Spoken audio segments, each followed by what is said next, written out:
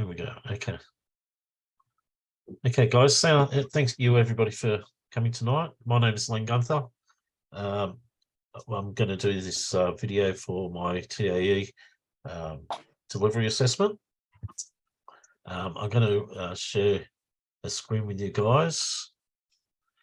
So I'll just get this going. Can you see my shared screen there, everyone? Yes. Yep. Okay.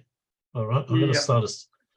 So we're going to talk about maximum demand, as you can see on there. I'm just going to start this slideshow setup.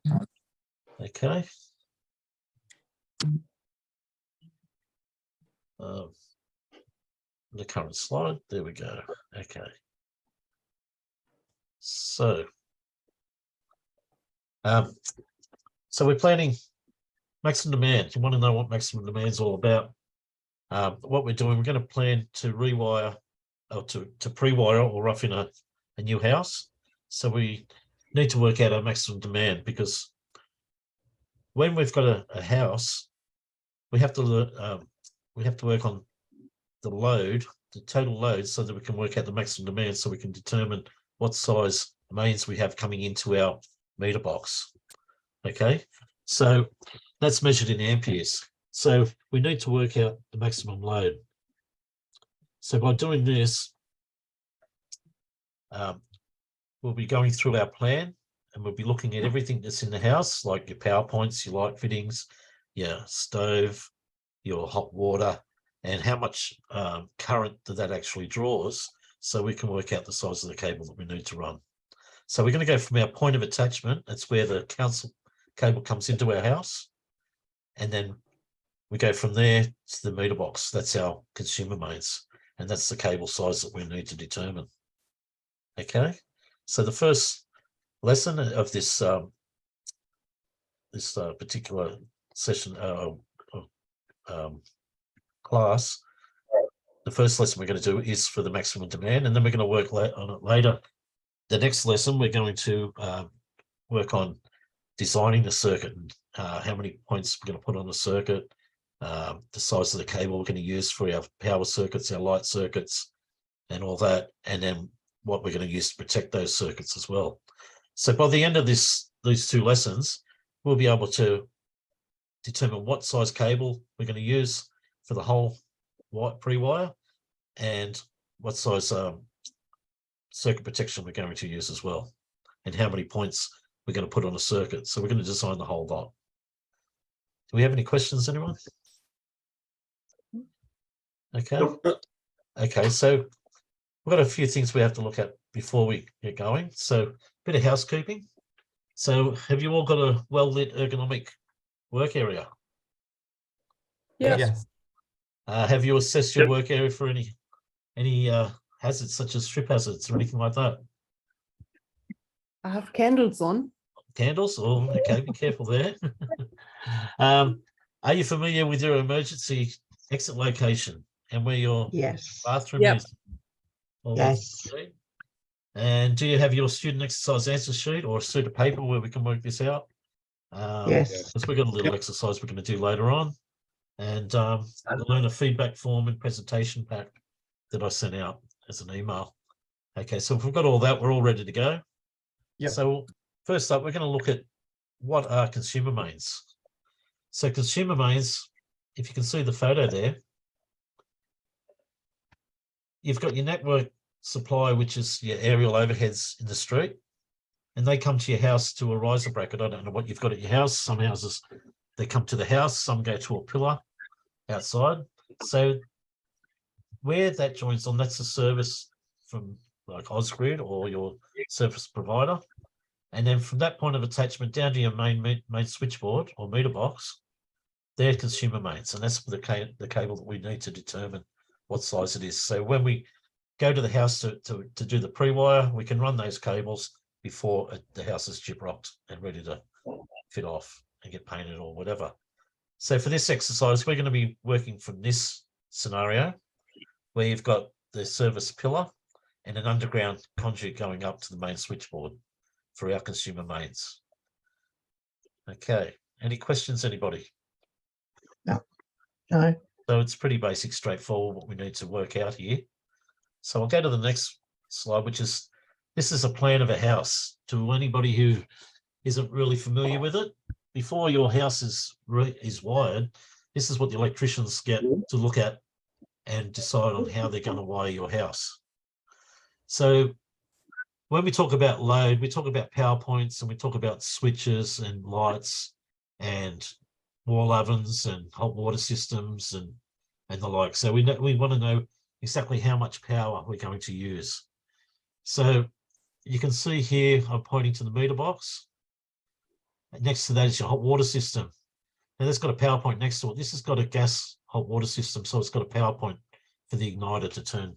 When you turn the hot water on, gas starts flowing and the power is needed, so it will ignite the flame for the gas.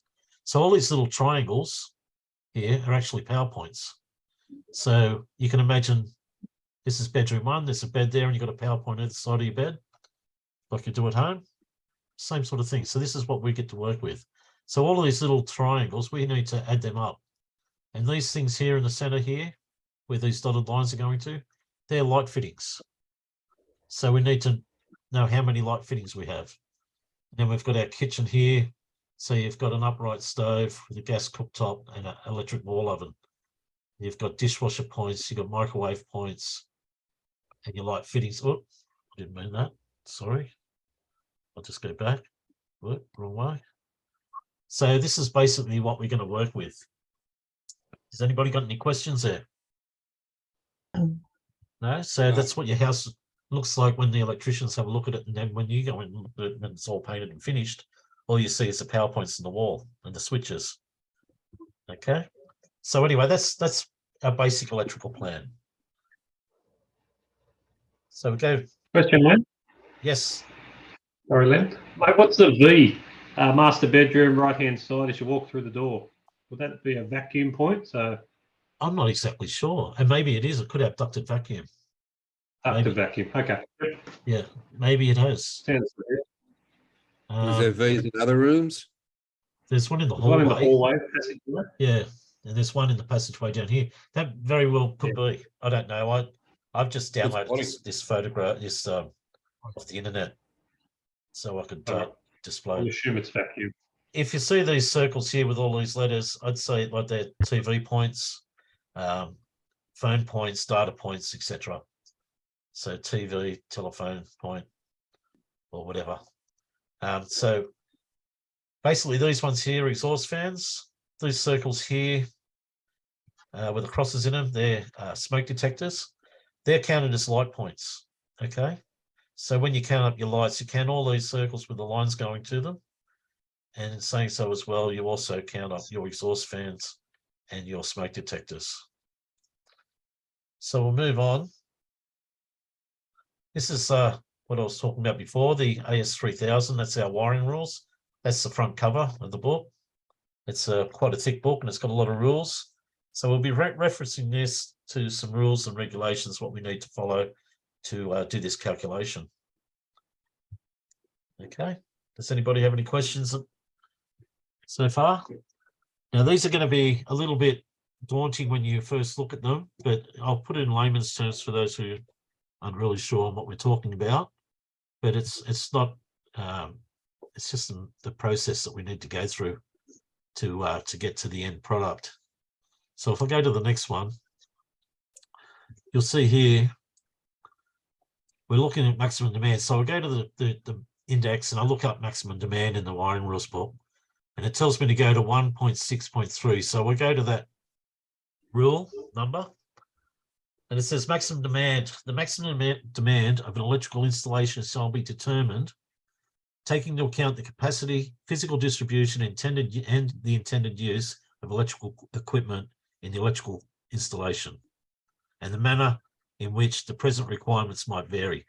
So basically what it's saying is that we have to take into account everything that's in that house, okay, and the capacity and how it's going to be used, so we can work out our maximum demand. Okay, so consumer mains and other sub-mains and other electrical equipment like your stove and your cooktops and all that, They all have to be determined by this maximum demand.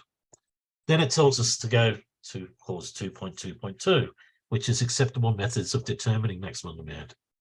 Does anybody have a question there? Have I explained it in layman's terms well enough for you guys? It's all it's saying is that we have to take everything into account. Sorry? That's fine. Are we all good? Any questions? Okay, so we'll follow the yellow brick road or the maze that it sends us on. And it tells us to go to 2.2.2. And this is the acceptable ways that you can determine maximum demand. Okay, so there's calculation, assessment, measurement, and limitation. We're only interested in the calculation. Okay, it tells you how you can assess it. It tells you how you can measure it and how you can limit it by using a certain circuit breaker so it doesn't go over that certain amount. But we're just interested in the calculation. So it's in accordance with Appendix C. So we follow the book to Appendix C. It's a bit of a treasure hunt, isn't it? Does anybody have any questions on this? No? So we'll just follow it along and we'll get to the main subject in a minute. I promise you. Okay, so it says there that we're going to measure it and calculate it. Not measure it. We're going to calculate it so we can determine the maximum demand current in consumer mains and sub mains. So it tells us to go to table C1, and C1 has got a list of all the different types of equipment that we're going to use, and it's for sub mains or consumer mains in a single or multiple domestic installation. So we can calculate the current from this table for our house. So if I go to that slide, can everybody see this picture? Is it easy to read? Yes. Yes. Okay. All right. So this is Appendix C. This is where we're starting to get into what we need to look at to calculate. So we looked at our house before and we saw all the power points, we saw all the light fittings, and we know that it's a gas cooktop with an electric wall oven. We know it's gas hot water. It's air conditioned because we saw the air conditioning in there. And so we know what's in the house. So now we can look at our table here. So you can see here at the top, it says maximum demand, single and multiple domestic electrical installations. So an installation is a house, okay, or a unit or whatever. So a single domestic electrical installation is a house. Then you've got blocks of living units, 2 to 5 units, 6 to 20 units, or 21 or more units. So this will tell you what you need to calculate if you're doing a block of units. But we're only interested in column 2. Okay. So we've got column 1, which is our load groups, and you've got lighting, and you've got socket outlets. Okay. And then if we go to the next page, that'll carry on as well. And that tells us ranges, fixed space heating, hot water systems, etc. So we'll go back. So it tells us here, lighting except those in 1 and 2. Don't worry about that. We're just looking at lighting.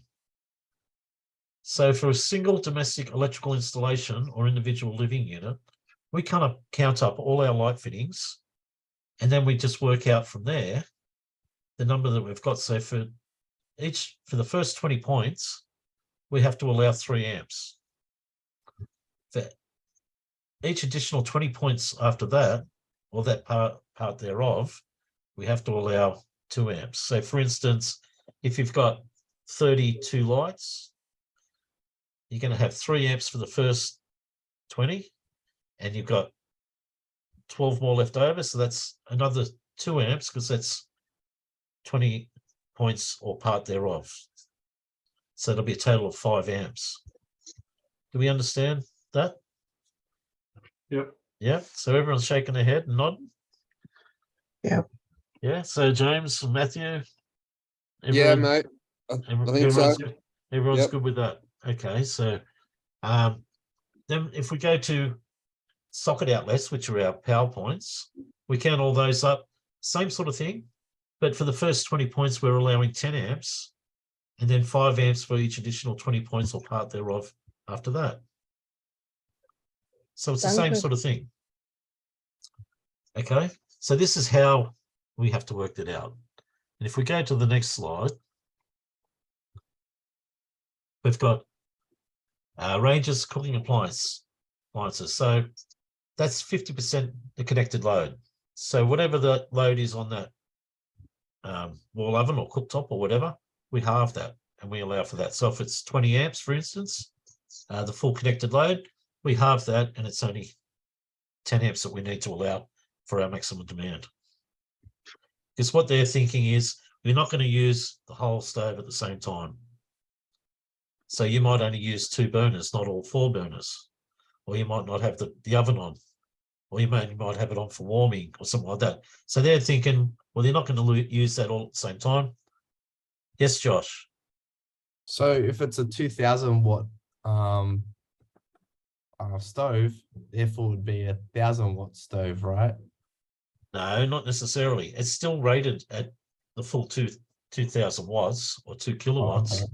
It's still rated that, but for maximum demand purposes, Yep. we're only allowing, we're allowed to only allocate 50% of that load towards our maximum demand. Like a discounted rate. Sort of, yeah. What they're taking into account is that you're not going to be using it all at the same time. Okay. It's very rare. You know, you might have a 5 burner induction cooktop, which is full rating is like 50 amps or 45 amps or something. But the chances that you're going to use it all at once, you're not going to. Thanks So for therefore, clarifying that. you can cut that down to 50% connected load. Okay. Has anybody Thank else you. got any questions? Are we all following? I know it's Yeah, a bit. it's going to tell us how many amps is on that house plan. Is that right? Is that what No, we're it's going going to to tell us. We're going to work out how many points we got on that house plan, and then we'll work out Okay. how many amps we're going to allocate. So the next slide, underneath this table, the next page, you've got this thing here, and that's a list of all those points that were in. As I said, we don't worry about those at the moment. But if you see the highlighted one here, it just says for the purpose of determining max demand, a multiple combination socket outlet, for instance, a double outlet, shall be the same as the number of points as the number of integral socket outlets in the combination. So if it's double power point, we have to count it as 2. Okay. So when we get to our plan, does everybody understand that? So if you've got a double power point, we have to count that as 2 socket outlets. Yep. If you've got a 4-gang power point, like I've got one in my laundry, I've got a 4-gang one, that counts as 4. Okay. Yep. Yeah. I know we're going to go around this a long way, but these are the rules that we need to follow.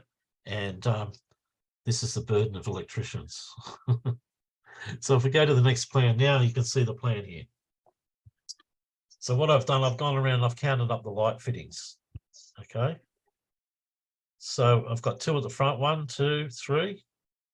I've got 4, 5, 6, 7, 8, 9, 10, 11, 12, 13, 14, 15, 16, 17, 18, 19, 20, 21, 22, 23, 24, 25, 26, 27, 28, 29, 30, 31. Can everybody see that? How I've just counted those up? So there's 31 lighting points. So I've got 27 actual lights. I've got 2 smoke detectors, and I've got 2 exhaust fans. So that's a total of 31 points. So if we count up the power points, I'll have 2, 4, 5, 7, 9, 10, 11, 12, 14, 16, 18, 20, 22, 24, 26, 28, 30, 32, 34, 36, 37, 38, 40, 42, 44. Is that right? They're all doubles. Not all of them. There's a few singles in the kitchen. Anyway, I did count them all up. I've got 21 doubles and 8 singles, which is a total of 50. Okay. Now our wall oven, it's an upright combination gas cooktop with a 20 amp electric oven. Okay. It's a big, nice, smooth stainless steel one sitting in the middle of the kitchen there. And we've got 20 amps of single phase ducted air conditioning. So that's the total load. We've got gas hot water. We've got a gas cooktop.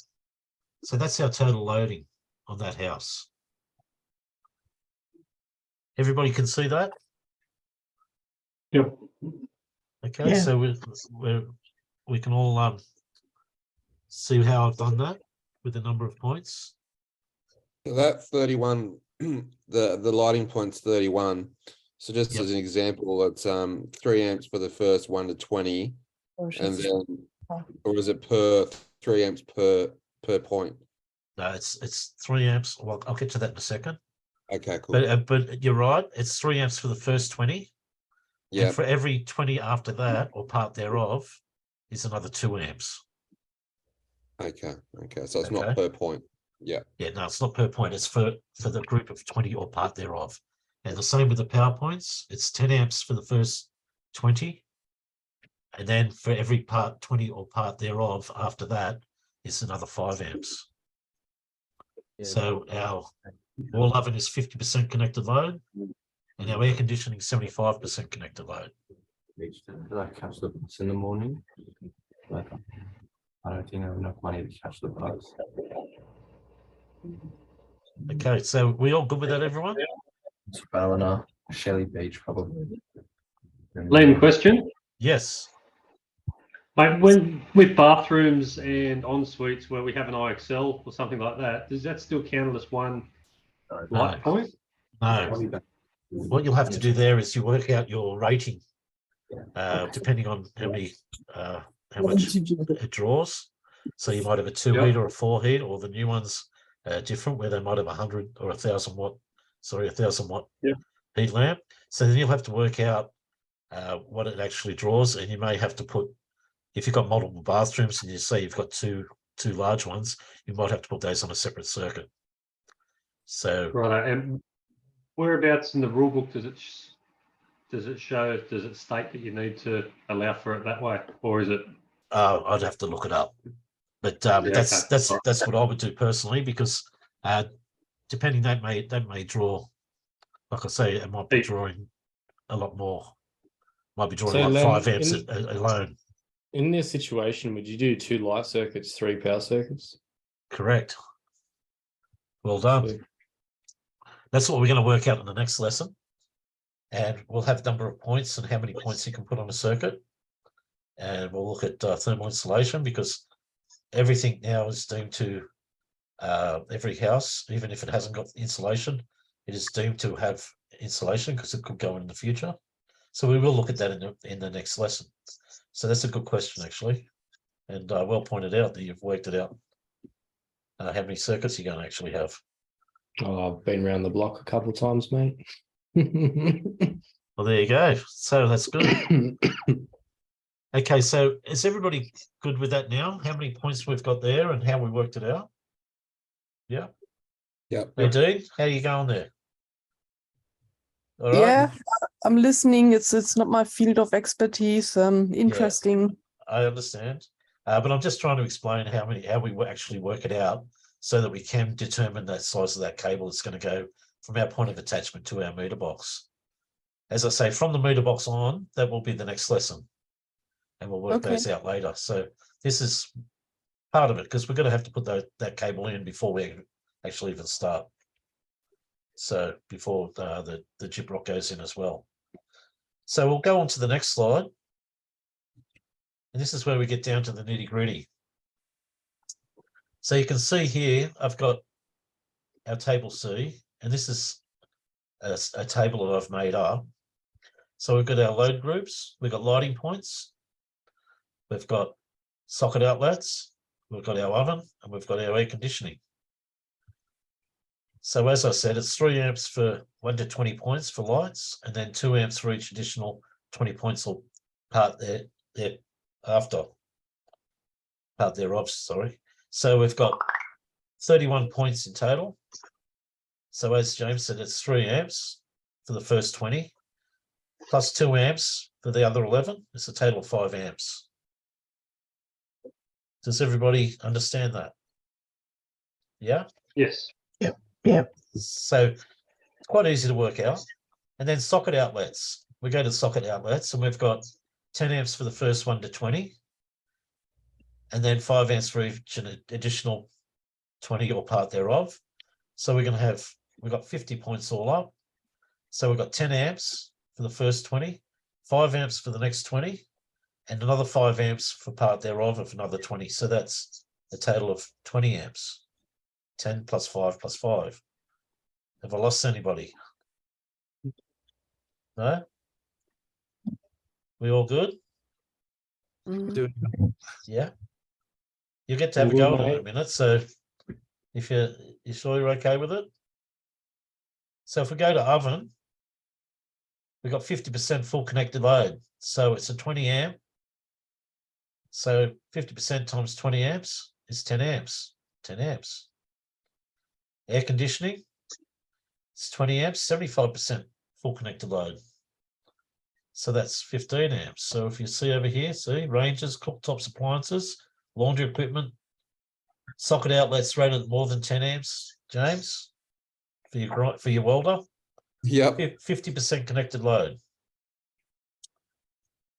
Fixed space heaters, air conditioning equipment, saunas, sockets, outlets rated at more than 10 amps for the connection thereof, 75% connected load. So that's why we got those 50% there and 75% there. So to calculate the maximum demand there, we're going to add all these up together. So you got 5 amps plus 20 amps plus 10 amps plus 15 amps. It's 5, 25, 35, 50 amps. Can we all see that? I think we've fixed James. He's popped out for the phone call, maybe. It's nice that he's gone out. So we're all good there? Yeah, sorry, Len, I just had to take a phone call, mate. Sorry if I'm No, that's disrupting. okay. That's okay, mate. I was more worried that you dropped out. Thank you for your not interrupting the class. Thanks. So we're all good with the 50 amp set. So we understand the maximum demand calculation. So we've got, we have to have a cable that's rated at least 50 amps for our consumers, mates. Okay. Now 50 amps is a fair bit. It says I'm running out of time. I've got 10 minutes left, guys. So we go to our next slide. Here's another book that we need to worry about. Service rules. These are the rules that are put down by our service providers like Ausgrid or whatever, and they're telling us that we have to have a minimum size of 16mm squared consumers mains that are unprotected, or 25mm aluminium in XLPE insulation. So they have their own rules as well. So as electricians, we have to follow their rules and make sure that we cover what they want us to do as well. So they're telling us 16mm square cable. Does everybody understand what I'm saying there? Yeah. Okay, so Yes. 16mm cable, what does that mean to us? How do we know what 16mm cable is? We have another rule book. As I said, it's a bit of a journey just to work out one size cable. Is this where Excuse you'd go to 3008 to double check that tape? Oh, Yes, AS 3008, that's right, Josh. okay. So we've gone to AS 3008, and this is XLPE. It says here current capacities. So we need to know that the cable we've selected is going to carry that 50 amps of current. Okay, so that's the current carrying capacity.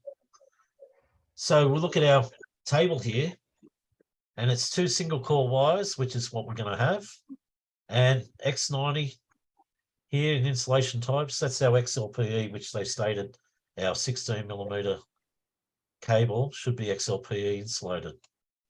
So if we go down our table here, you can see I've got highlighted. This is millimeter squared conductor size, 16 millimeters. And we slide along this highlighted area here, it's got all these different numbers. All those numbers there is the amount of current or amps that is allowable on that size cable. So then we have to look at how we're going to run that cable. So we're thinking of going underground in a conduit, which is this table here, 2425. And it says CU. CU means copper. AL is aluminium. So they told us we could have a 16 millimeter copper. We've got a stranded cable. And we go down that list there and it says 100 amps. So underground, that cable, 16 millimeter squared, is capable of carrying 100 amps. We've only got 50 amps. So the minimum size cable that we need to run is quite adequate for the amount of current that we're going to draw with that house. So we've gone all around the block and we're going to use the minimum size anyway. It seems like a bit of a journey, but that's what we need to do, unfortunately. Sorry, I had a malfunction. The U piece fell out. Okay, so if we're going to run it a different way, for instance, if we ran it from the point of attachment of the riser bracket on the roof, for instance, and we ran it through the roof space, we'd have to deem that as being partially surrounded by thermal insulation. So therefore, if we did that, copper would be 67 amps. So it was still covered. Okay. Does everybody understand that? Yes. Yep. Well, I do. Yep. Oh, that's good. So we're going to run a 16 millimeter size cable. That's what we wanted to determine in the first place. So we've done our maximum demand. We've determined we're going to use that size cable now. So we can go ahead and use that on our pre-wire. Okay, now it's your turn, guys. Here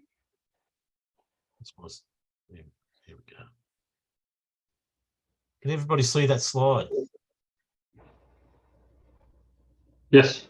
Okay, so this is a little exercise that I've got for you guys. You can see here in the red, that's the number of light points, 29. You can see here in blue, that's our socket outlet points. We've got a gas cooktop electric wall oven. We've got ducted air conditioning, and we've also got a 20 amp hot water system. Can everybody see that? So what I need you guys to do is work out the maximum demand for that load. Has everybody got a piece of paper and a pen? Yeah. Anybody think they might need some help?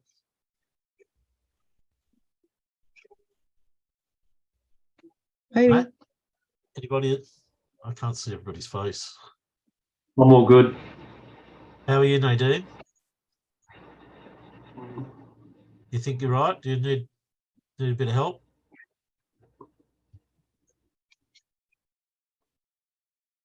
You're on mute.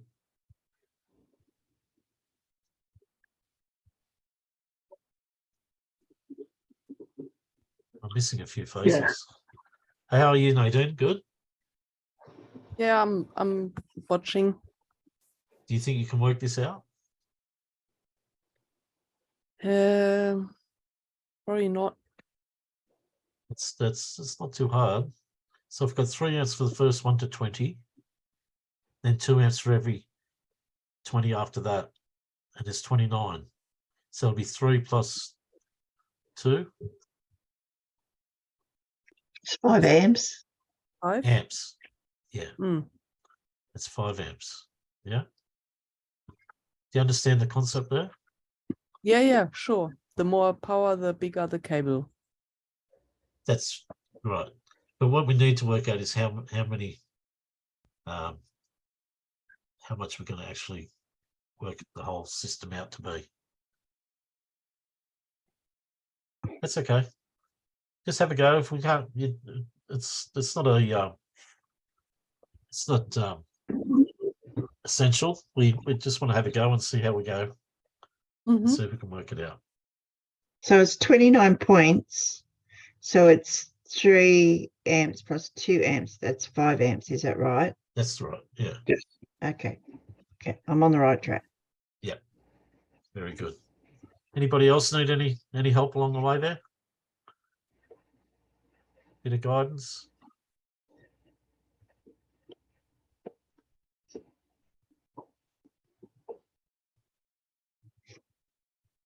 So 16 times 50% is 8 amps. 100%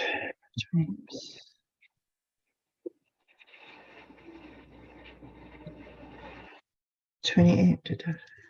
It's a fun background, Aiden. There, hilarious. You putting your hands up. That's cute. I can't see Aidan. I think it is Aiden. Maybe I'm wrong. But somebody. What? Okay. There's No, everybody sorry, now. it's Matthew. Now I've got Matthew everybody. Winkle. I couldn't see everyone. I could only see 4 people. No. Matt. Yeah. Matt's on the right track. That's my guess. That's all right. I'll go through it all. All right. But just see how you go. I can't see there, James. I think Is it 67 No. or puff up on the way? I got 63.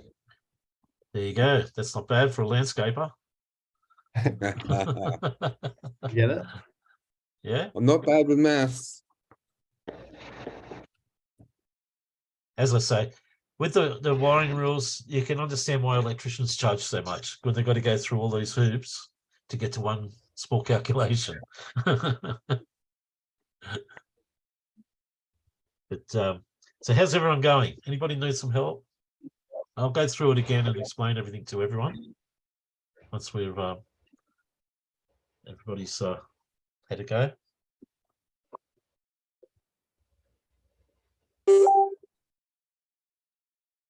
Oh, There we go. Okay, so I'll. Everybody's tell you just for time, Lynn. Yeah, I've got about 4 left. So that was the table that I sent out. So here we go. This is the calculation. So we worked out 3 amps for the first one plus 2 amps, as Kathy said, was 5 amps for the lights. For the socket outlets, it was 10 amps for the first 20 plus 5 amps for the next 20. Part thereof is 15. 8 amps for our gas cooktop. 20 amps for our full connected load for our hot water system, and 75% of 20 amps is 15 amps.